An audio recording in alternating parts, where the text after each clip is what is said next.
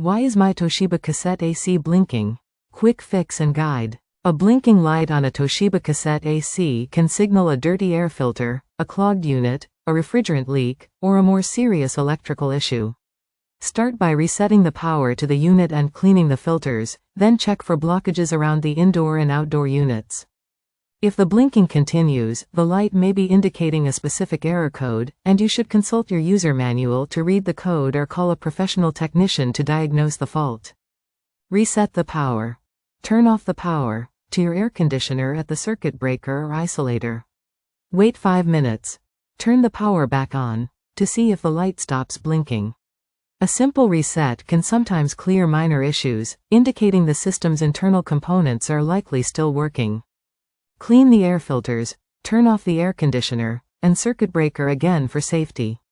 Locate the air filters inside the indoor unit. Remove the filters, clean them with a vacuum cleaner or water, and let them dry completely before reinstalling them. Check for blockages. Inspect the indoor unit for any obstructions around the air inlets.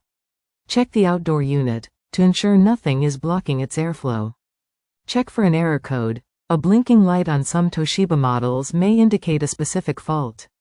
Consult your owner's manual to learn how to read the error code, which might be displayed on the hardwired remote control or by pressing the check button on infrared controllers. Call a professional.